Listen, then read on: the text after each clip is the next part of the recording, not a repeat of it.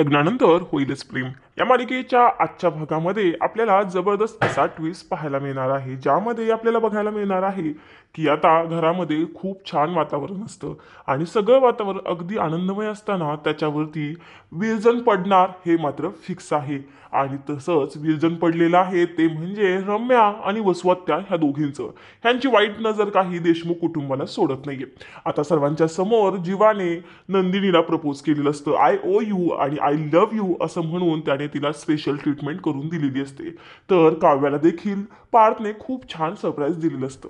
आता ह्या दोघांना आणखीन एक सरप्राईज म्हणून नंदिनी आणि पार्थ ह्या दोघांनी एक व्हिडिओ क्लिप बनवलेली असते की ज्यामध्ये सर्वांनी त्या दोघांबद्दल काय वाटतं ते सांगितलेलं असतं.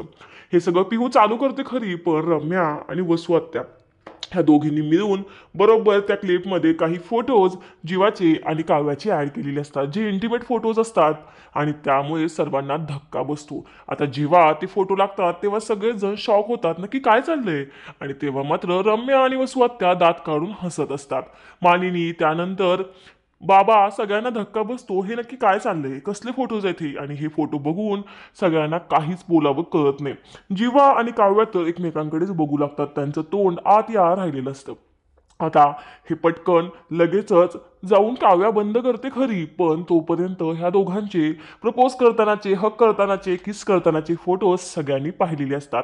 आता हे फोटो पाहिल्यानंतर घरात सगळ्यांना धक्का बसतो. आता काय बोलावं. जीवाच्या तर पायाखालची जमीनच सरकते, कारण ज्या गोष्टी जीवा विसरून जीवाने नवीन आयुष्याला सुरुवात केलेली आहे, नंदिनीवरती प्रेम केलेलं आहे, ती गोष्ट आता पुन्हा त्याच्या आयुष्यात आलेली आहे. इकडं काव्याला देखील समजत नाही काय करावं. आता जीवा तर डायरेक्ट स्टेजवरती गुडघ्यावरतीच खाली बसतो. त्याच्या पायातून अवसान गेलेलं असतं, त्याला काहीच समजत नाही आपण काय करू आणि काय नाही. आता मी काय समजवणार आहे नंदिनीला. एवढ्या दिवसानंतर मला नंदिनीवरती प्रेम झालं, मी तिला माझ्या प्रेमाची कबुली देखील दिली, आणि आता मी कुठल्या तोंडाने तिच्याशी बोलू, हा प्रश्न जीवाला पडलेला आहे. तर इकडे आपल्याला बघायला मिळतं की आता काव्या भलं मोठं मन घेऊन नंदिनीकडे जाते. नंदिनीला म्हणते, ताई माझं चुकलं, मला माफ कर. आणि ती नंदिनी समोर हात जोडते. पण नंदिनी इतकी चिडलेली असते की नंदिनी काव्याचेच ते दोन्ही हात घेऊन स्वतःच्या गालावरती थोबाडीत मारू लागते.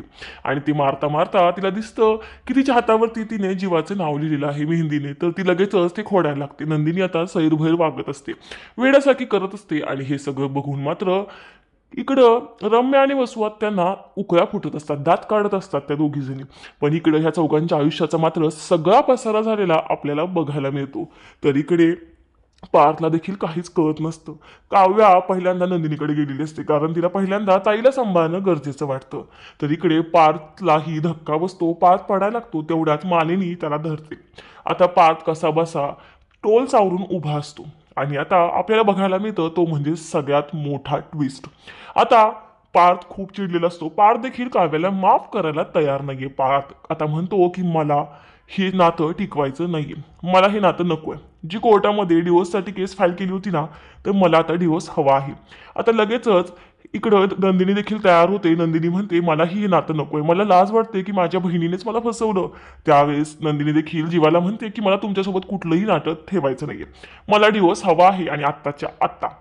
इकडं पार्थ तर एकीकडे नंदिनी, दोघेही आता डिवोर्ससाठी मागत असतात. तेव्हा मात्र जीवा तर शांत असतो, कारण जीवाला काय बोलावं काय नाही समजत नसतं. पण फिसकारलेली मांजर मात्र आता पुढाकार घेते.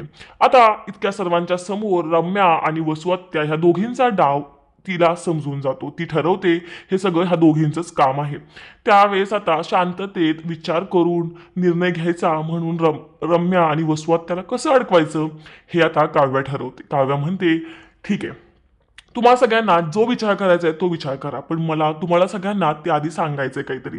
तुम्ही त्यानंतर आम्हा दोघांना जी शिक्षा द्याल ती शिक्षा भोगायला आम्ही तयार आहोत. आता ती जीवाला घेऊन समोर उभी राहते. तिच्या हातात माईक असतो आणि सर्वांच्या समोर काव्या आता सगळ्यांना सत्य सांगू लागते की ज्यावेळेस नंदिनी ताईला लग्नातून ऐन गायब करण्यात आलं त्यावेळेस मी लग्नासाठी तयार नव्हते आणि मला पारसोबत लग्न करायचंही नव्हतं. पण तरी देखील घरातल्यांनी माझ्यावरती दबाव आणला, गावकऱ्यांनी माझ्यावरती दबाव आणला आणि त्या सगळ्यासाठी मला लग्नाला तयार राहावं लागलं. लग्न झाल्यानंतर जवळपास 1 वर्ष मी पारसोबत कसलेच संबंधही ठेवले नाहीत ना, त्यांना मी नवरा मानत होते, कारण मला माझ्या आयुष्यात खूप मोठा गोंधळ झाला होता, तो पहिल्यांदा विस्तारायचा होता. तेव्हा ती सांगू लागते की जीवा आणि मी आम्ही दोघं एकमेकांना खूप दिवस झालं ओळखतोय आम्ही दोघांनी ताई आणि पारचं लग्न जमण्याच्या आधीच आम्ही ठरवलं होतं की आम्ही लग्न करणार आहोत. पण तेवढ्यात ह्या दोघांचं लग्न जमलं आणि आम्हाला चांगलं वाटलं की चला ह्या दोघांचं लग्न होतंय म्हणजे आमच्या लग्नाला काही प्रॉब्लेम नसणार आहे आणि आम्ही खुश होतो. पण अचानक अशा गोष्टी काही घडल्या की ज्याच्यामुळे हे सगळं असं झालं.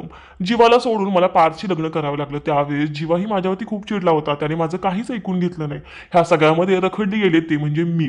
माझं प्रेम विसरून मला माझ्या ताईच्या नवऱ्याशी म्हणजेच होणाऱ्या भाऊजीशी लग्न करावं लागलं. यामध्ये माझी काहीच चूक नव्हती.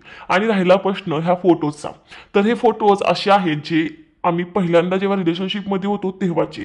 त्यामुळे मला नाही वाटत की यामध्ये काही गैर आहे. जर का तुम्ही सर्व माझ्यावरती अन्याय करू शकता तर मग हे फोटो पाहिल्यानंतर तुम्हाला त्रास का होतोय? लग्न झाल्यानंतर मी आणि जीवा आमच्या दोघांमध्ये कसलंही नातं नाही. आम्ही दोघं एकमेकांशी साध्या मैत्रीच्या नात्याने सुद्धा बोलत नाहीये. आम्ही फक्त एका घरात राहतो एवढंच. असं म्हणून काव्याने आता सर्व गोष्टींचा पाठपुरावा दिलेला असतो.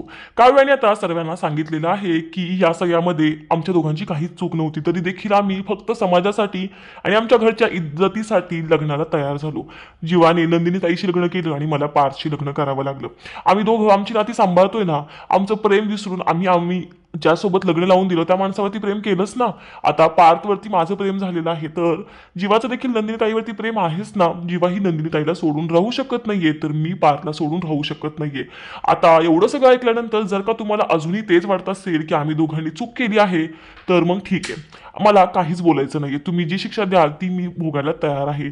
आता पारच्या डोळ्यातून पाणी येतं कारण पार्थला या सगळ्याबद्दल काहीच माहित नसतं. तर नंदिनीला देखील यातलं काहीच माहित नसतं. एवढा मोठा सत्याचा उलगडा झाल्यानंतर नंदिनी आता काव्याच्या जवळ जाते. काव्याचे डोळे पुसते आणि ती म्हणते की तू एवढा मोठा त्याग केलास फक्त माझ्यासाठी. अगं एकदा बोलायचं होतंस ग की तुझं जीवावरती प्रेम आहे, मी लावून दिलं असतं लग्न. तेव्हा काव्या म्हणते मी कसं बोलणार होते सांगता येईल. मला जिजूंसोबत लग्न करावं लागलं. पार्थ आता माझा नवरा म्हणून माझ्या समोर उभी आहेत आणि मी काय बोलायचं होतं.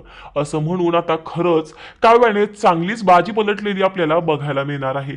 ऐन कार्यक्रमामध्ये रम्या आणि वसुहत्या या दोघींचा काव्याचं आणि जीवाचं आयुष्य उद्ध्वस्त करण्याचा प्लॅन काव्याने चांगलाच उधळून लावलेला आहे.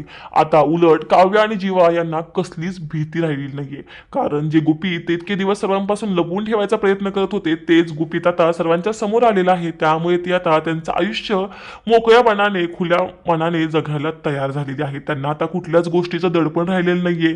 कारण जे लपवत होते गुपित ते सर्वांसमोर आलेलं आहे.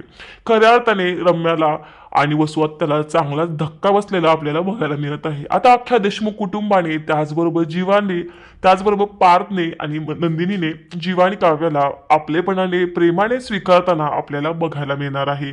आता वसू आणि रम्या ह्या दोघींनी जे ठरवलं होतं त्यातलं काहीच घडलेलं नाहीये. तर इकडे ह्या चौघांनी आनंदाने यांचा संसार सुरू करायचा, नव्याने सुरुवात करायची असं ठरवलेलं आहे. आता देशमुख कुटुंबाने देखील यांना हरी झेंडी दाखवलेली आहे. नक्की मालिकेत पुढे काय होणार, रम्या आणि वसुहत्या यांना काव्य आणि जीवा काय शिक्षा देणार हे पाहणं अतिशय रोमांचक ठरणार आहे.